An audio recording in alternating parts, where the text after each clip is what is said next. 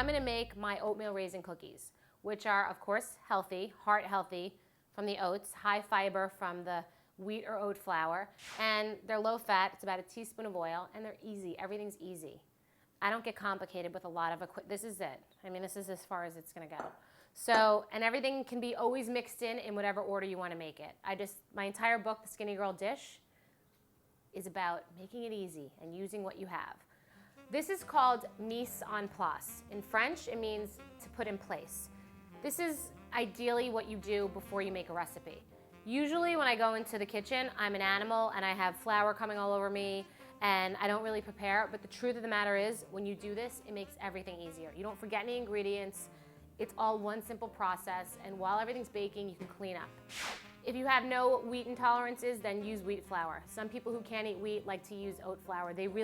You can substitute 1-to-1. It's the same thing. So whatever you have, whatever your supermarket has. So this is the oat or wheat flour. Then I have 3/4 of a cup of rolled oats. These are the ones that just come, the Quaker oats or whatever brand you like to use. You could also use the Irish oats that are more coarse, but these are softer, these are kind of better. Just use the rolled oats. This is a 1/2 cup of raw sugar. Sometimes it's called turbinado. It can be called Florida crystals. It can be called sugar in the raw. It's natural cane sugar. That's your sugar. This is a 1/2 cup of applesauce. Use unsweetened applesauce. You don't need the extra sugar. You can sweeten your own way. This is a 1/2 cup of raisins. You can be fancy and use currants or golden raisins or cranberries or cherries or blueberries or nuts. Use the same measurement. There's your raisins. Okay. I'm using soy milk because this is a vegan recipe.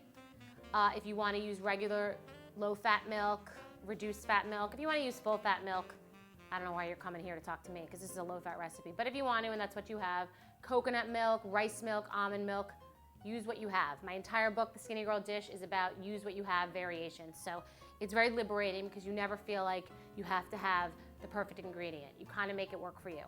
Baking is not an exact science. I am going to dispel that rumor. It's not. Okay, this is soy milk. And this is my baking powder and baking soda. So everything rises and is activated. This is a teaspoon of canola oil. You could use vegetable oil. You could even use olive oil.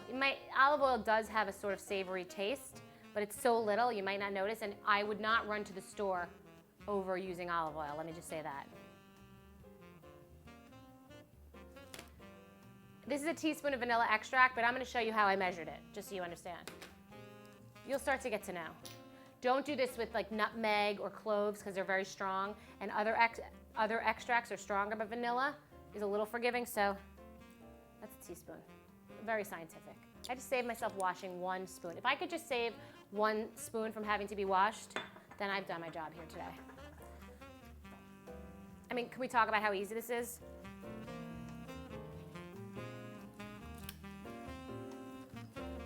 And I like to flatten a little bit to make sure your cookie spreads. Had I used liquid sweetener, had I used honey, it probably would spread a little bit more. So you can play around. Okay, these vegan oatmeal raisin cookies are going in now at 350. See you guys in a little while. Okay, let's visit the oatmeal raisin cookies. They should be done. It should be about 8 to 10 minutes. Yeah, okay, so here's what happens. This is the story. They are gold on the outside and they're firm, but you can tell they're still soft inside, so they're not overcooked. So these are done. That's a done cookie. Can I double dip in my own milk? I think it's my milk. I can double dip, it's my own milk.